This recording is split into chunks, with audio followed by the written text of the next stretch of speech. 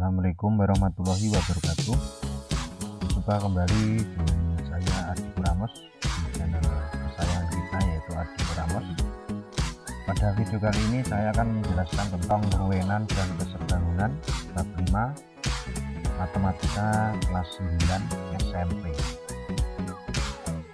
Kita akan menjelaskan tentang bagaimana cara memahami bab 5 ini setelah kita masuk di semester 2 ini. Kita masuk di materi kekongruenan dan kesebangunan. Ada bagian babnya, yaitu ada 3. Yang pertama adalah konsep kekongruenan dan kesebangunan. Yang pertama, yang kedua yaitu kekongruenan pada segitiga. Yang ketiga yaitu C, kesebangunan pada segitiga. Kita masuk di bagian yang pertama, yaitu konsep kekongruenan dan kesebangunan. Jadi ini yang harus dipahami sebelum kita masuk di subbab yang lain. Oke, next. Yang pertama yaitu konsep kekongruenan dan kesebangunan. Yang pertama adalah kekongruenan bangun datar, yang kedua adalah kesebangunan bangun datar. Jadi di sini nanti akan saya jelaskan. Yang pertama yaitu tentang kongruen dulu. Jadi kongruen itu apa, kesebangunan itu apa. Jadi setelah kita masuk di subbab pertama, itu sudah dibagi dari 2, yaitu kekongruenan bangun datar dan kesebangunan bangun datar.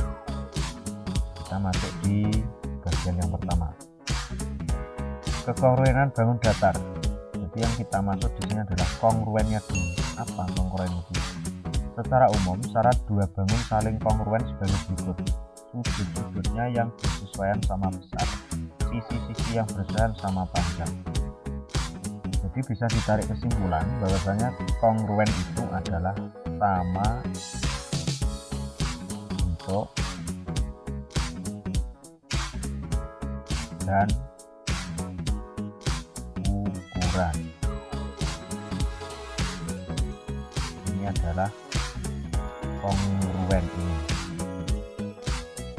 Jadi kekongruenan atau kongruen itu adalah sama bentuk dan ukuran. Bisa dijelaskan di sini. Jadi ini kalau menurut buku kesimpulannya adalah ini. Oke, kita lanjut. Contoh soal. Pada gambar jajar ginjang berikut. Nah, pada jajar ginjang berikut, ini yang pasangan bangun yang kongruen adalah, jadi bangun yang kongruen. Kongruen itu sama bentuk dan sama ukuran. Itu yang mana? Yang pertama, 6 cm tapi sudutnya 40 dan 42. Apakah benar? Apakah sama? Nah, tentu tidak sama. Dan bagaimana cara kita mengerjakannya ini? Kita bandingkan dulu. Yang pertama adalah 1 dan 2. 1 dan 2 ini sama-sama 6. Hanya saja sudutnya beda. Ini sudah tidak kongruen. Jadi yang pertama ini tidak kongruen. 1 dan 3, 1 dan 3. Bentar, saya hapus ini.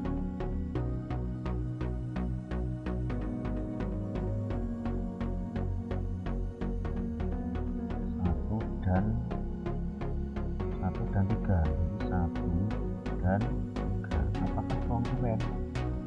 Ini kita cek dulu. Ada sama 8, ini juga 8. Yang pertama itu. Yang kedua ini 6 dan 6. Oke, ini sudah sama. Kita membedakan yaitu sudutnya. Sudut ini, sudut yang tumpul. Sudut tumpul.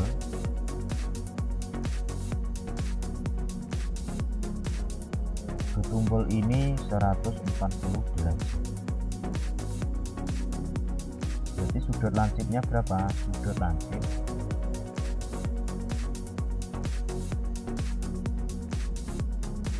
lancip itu dikurangi dari, nah ini tarik garis, nah kurang lurus. Kebetulan di sini saya menggunakan mouse bukan pen.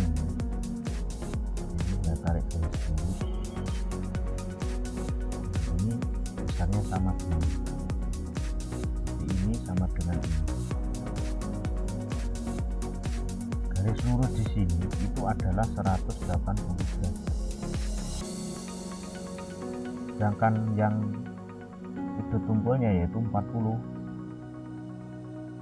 maka ketemu 180 dan 140 dikurangi 40 berarti 140 berarti tinggal 40 derajat. Jadi di sini besarnya adalah 40, di sini juga 40. Melihat dari gambar ini antara 1 dan 3 itu dimunculkan ini 6 sama. Oke. 8 sama. Sudutnya ini 40, itu juga sama. Berarti sudut tumpulnya 140. Jadi jawabannya yang betul adalah D. Jadi yang C dan D ini juga salah. Oke, bisa dipahami. Kita lanjut pada subbab kedua, kesebangunan bangun datar. Yang tadi kongruen, sekarang kesebangunan atau sebangun. Secara umum syarat dua bangun saling sebangun sebagai berikut: sudut-sudut yang bersesuaian sama besar. Yang kedua, yang ini yang membedakan, perbandingan panjang sisi-sisi yang bersesuaian sama. Nah, jadi bisa ditarik kesimpulan kesebangunan itu adalah sama bentuk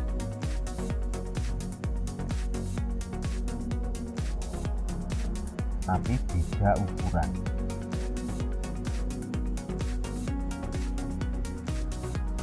Beda ukuran di sini ditarik kesimpulan dari mana? Dari perbandingan ini. Jadi sisi-sisinya itu bukan kok sama, tapi hanya perbandingannya yang sama. Maka bentuknya pasti berbeda atau ukurannya berbeda. Bentuknya sama, ukurannya berbeda. Oke, kita masuk di ini nanti tugas kalian, yaitu diketahui trapesium ABCD dan EFG pada gambar berikut sebangun. Tentukan panjang DG dan DC. DG ini dan DC. Ini tinggal membandingkan saja ya. Ini tinggal membandingkan saja. Contohnya ini. Saya ambil contoh di sampingnya saja. Kita punya persegi panjang. Gambarnya tidak terlalu bagus, apa yang penting bisa dipahami. OX LN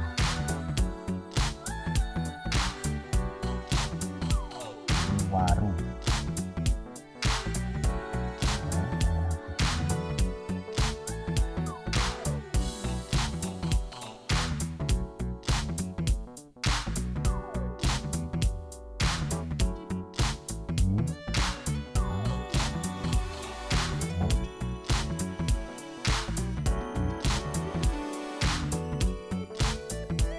Ini sudutnya sama, itu siku-siku 90 derajat. Saya ganti warna dulu biar lebih dipahami. Seandainya saya punya di sini angka 4, di sini misalkan 12.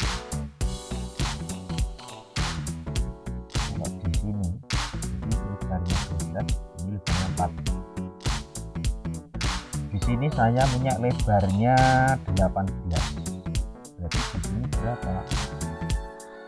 Otomatis LN, jadi garis LN itu lebih pendek atau lebih panjang daripada 4 cm.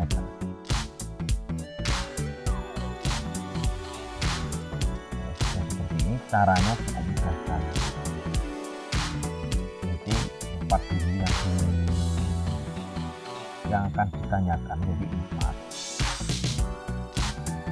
per yang diketahui semua itu 12 dikali pasangannya ini 8. Ini kita sederhanakan dulu. Coret 1, 4 bagi 4 1, 2 12 bagi 43. Jadi 1/3 kali 18. 18 dibagi 3 bisa. Jadi 18 bagi 3. Ini 1, ini 6. Jadi 1/1 kali 6. Maka hasilnya adalah 6 cm.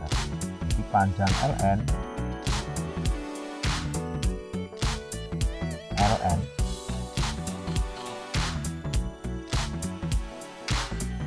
6 cm. Oke, mungkin bisa dipahami. Nanti tugas pada minggu ini untuk siswa saya yang berasal dari 3 sekolahan SMP 1 sampai 4 dan SMP mengerjakan ini tugas pertama. Nanti silakan dikerjakan di buku tugas. Kita lanjut di materi berikutnya. Yang B yaitu kekongruenan pada segitiga. Dibagi menjadi 2. Yang pertama kongruen segitiga, yang kedua syarat cukup kongruen segitiga. Saya rubah yang warnanya merah ya, biar bisa. Kita lanjut. Yang pertama kekongruenan segitiga. 2 segitiga yang kongruen punya sifat-sifat sebagai berikut. Jadi tadi sudah saya jelaskan bahwasanya antara kongruen dan sebangun. Kongruen itu sama bentuk dan ukuran sama, tapi kalau sebangun itu bentuknya sama tapi ukurannya yang beda. Jadi yang bisa membedakan ini bersesuaian dan perbandingannya sama. Kita lanjut. Nah, ini tugas kedua dari 3 sekolahan. Perhatikan gambar segitiga KLM dan segitiga PQR berikut. Tunjukkan bahwa KLM dan PQR kongruen. Jadi tunjukkan perbandingannya. Jadi antara X dan X, 0 dan 1. Silahkan dikerjakan. Sebutkan sudut yang sama besar dan sisi-sisi yang sama panjang. Nanti bisa dipahami caranya seperti itu. Jadi seandainya saya punya segitiga, ini contoh contoh 1 aja di sini biar lebih paham kalian. Aku punya segitiga seperti ini.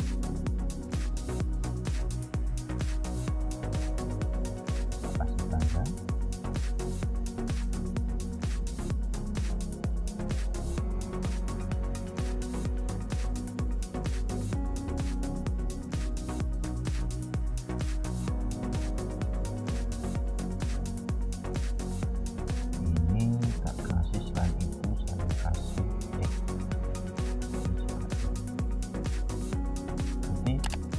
Yang menunjukkan kongruen apa?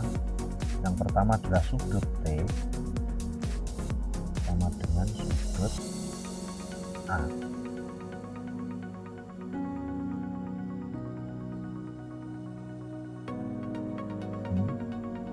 Dan ini sama. Kenapa kok bisa sama? Jika nanti kalian ini gambar yang ini, kalian gambar seperti ini, pasti muncul sama S A ini dipeng. Nah, kan sama T dengan A, O dengan S. Panjang sisi OT sama dengan SA. Mudah sekali ya. Jadi caranya seperti itu. Sebutkan sudut-sudut yang sama besar dan sisi yang sama panjang. Nanti silakan ditulis sendiri. Jadi yang samping ini nanti juga sama. Kita lanjut. Syarat cukup kongruen segitiga. Untuk menunjukkan bahwa 2 segitiga kongruen tidak perlu ditunjukkan semua sisinya sama panjang dan ketiga sudutnya sama besar. Berikut ini syarat cukup dari 2 segitiga kongruen. Yang pertama, 3 pasang sisi yang bersesuaian sama panjang. Jadi panjang sisinya sama semua. 2 pasang sisi yang besar sama panjang dan sepasang sudut sama besar. Ini difokuskan di sudutnya ini. Difokuskan di sudutnya itu.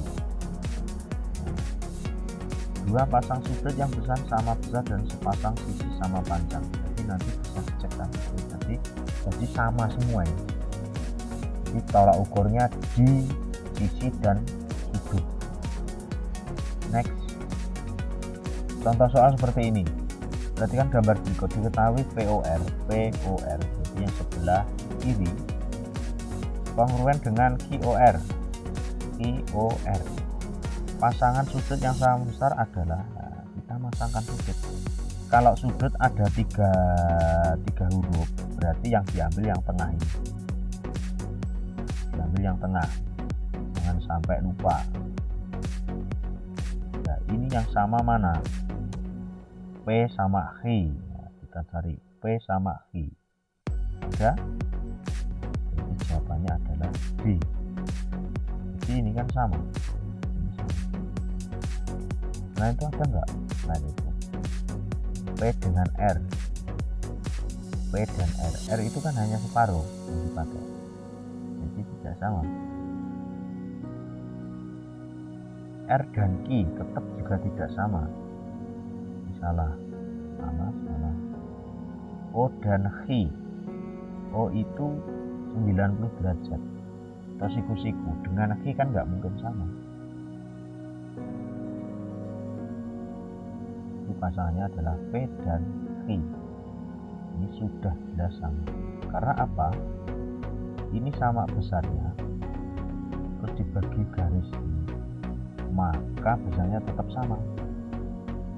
Oke, kita lanjut. Kesebangunan pada segitiga. Kesebangunan segitiga yang pertama, yang kedua rumus khusus sebagai akibat kesebangunan segitiga. Kita masuk di kesebangunan segitiga. Kesebangunan segitiga itu dua segitiga yang sebelumnya sifat-sifat berikut.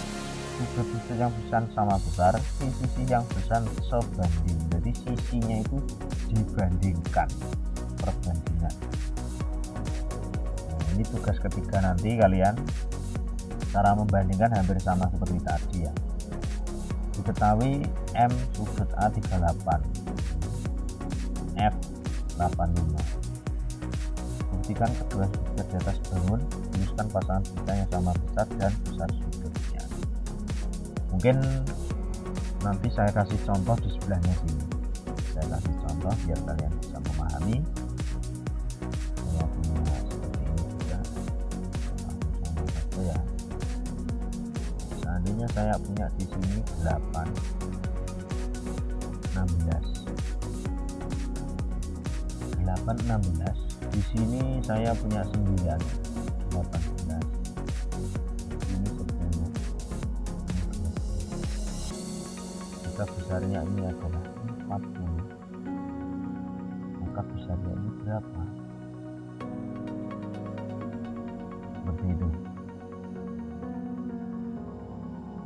Jadi yang pasti, walaupun bentuknya beda, jadi sebangun itu bentuknya beda, ya bentuknya sama, dan bedanya yang beda itu adalah ukurannya yang beda.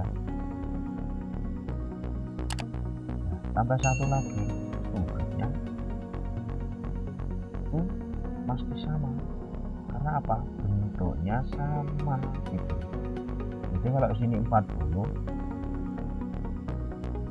seandainya sini saya buat 80, maka besarnya ini berapa? Ini pasti 40 juga, ini 80. Yang satunya berapa?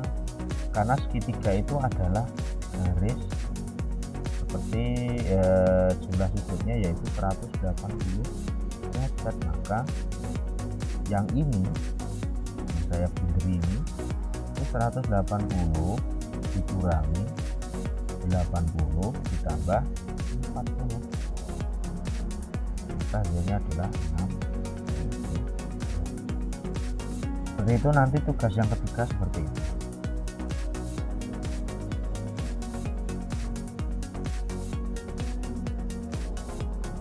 Mungkin untuk video kali ini kita cukupkan. Kita akan bertemu kembali di video yang kedua, yaitu rumus khusus sebagai akibat kesebangunan segitiga. Jadi di next time nanti video sekitar 2 atau 3 hari ke depan setelah video yang pertama akan saya upload. Gitu saja, mudah-mudahan bermanfaat, bisa ikut membantu sebagai penambahan materi di sekolah kami. Mudah-mudahan bermanfaat. Assalamualaikum warahmatullahi wabarakatuh. Salam Ardiku Ramos. Jangan lupa subscribe, like, dan komen. Terima kasih.